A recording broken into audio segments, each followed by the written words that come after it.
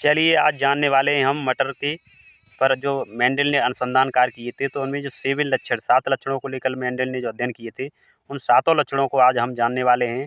Mendel ने जो 3 नियम दिए थे, जिसमें प्रभावता का नियम, लॉ ऑफ डोमिनेंसी, पृथक्करण का नियम, लॉ ऑफ सेग्रेगेशन, और एक था तीसरा नियम था स्वतंत्र अपव्यूहन का नियम, जिसे लॉ ऑफ इंडिपेंडेंट असॉर्टमेंट कहते हैं।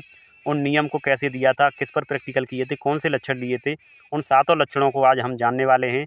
चलिए शुरू करते हैं। तो जैसे कि आप प्लांट को देख रहे हैं, ये मटर का पौधा है, जैसे जो कि एक वेजिटेबल पर्पज़ से खाई जाने वाली मटर है, जिसे फाइसम सैटाइवम हॉर्टेंस कहा जाता है, यानी उद्यान मटर कहा जाता है। इस पर मेंडल ने अध्ययन किए थे, अपने अनुसंधान कार्य किए थे। तो 7 लक्षणों को लेकर मेंडल ने अध्ययन किए थे। तो मटर पे हम देखते हैं, तो एक तो होता है फ्लावर, दूसरा होता है पोड, और तीसरा होता है प्लांट की हाइट, है ना। और एक इसके अंदर फली के अंदर देखते हैं तो सीड। तो इन चारों पर ही मेंडल ने अध्ययन किए थे। तो सबसे पहले बात करते हैं हम प्लांट हाइट। तो प्लांट हाइट देखते हैं, तो मेंडल का पहला नियम था प्लांट हाइट। एक तो होती है टेल, यानी लंबा पौधा जो होता है डोमिनेंस, और दूसरा होता है ड्वार्फ। जैसे कि ये देख रहे हैं पौधा बौना है, तो ये था रिसेसिव यानी अप्रभावी पौधा। तो पहला लक्षण क्या हो गया, प्लांट हाइट। दूसरा लक्षण देखते हैं फ्लावर। तो फ्लावर की सबसे पहले उन्होंने फ्लावर पोजीशन ऑफ फ्लावर, यानी पत्ती के कक्ष में लग रहा है तो कक्षस फ्लावर, जो कि डोमिनेंस लक्षण था। और दूसरा था टर्मिनल, यानी शीर्ष पर लग रहा है फूल तो उसे कहेंगे टर्मिनल, है ना, तो वो रिसेसिव लक्षण था।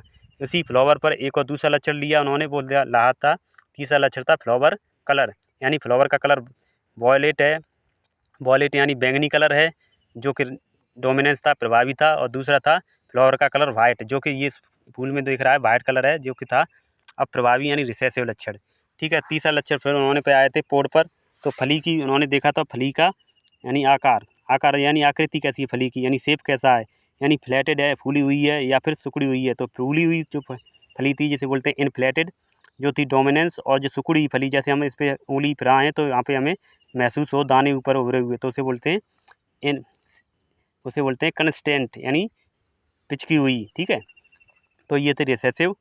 और नेक्स्ट इसे फली के अंदर जो है उन्होंने फली का कलर लिया था, वो फली का कलर था तो येलो कलर फली का था, वो था इसमें डोमिनेंस। और फली का जो ग्रीन कलर है, जो वेजिटेबल वाली है ग्रीन कलर, तो वो था रिसेसिव। उसके बाद फली का जो है होने के बाद सीड को लिया, यानी बीज कैसे, पहला लक्षण लिया था बीज शेप, यानी बीज का आकार राउंड है यानी गोल है।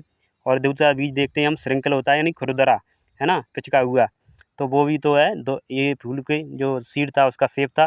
फिर सीड का कलर लिया, सीड कोट कलर नहीं, बीज का आवरण, या पीला है तो वो था डोमिनेंस, और जो ग्रीन कलर है सीड आवरण, तो वो था रिसेसिव। इस तरह से मेंडल ने 7 लक्षणों को लेकर अध्ययन किया था, उसी पर पूरे अनुमान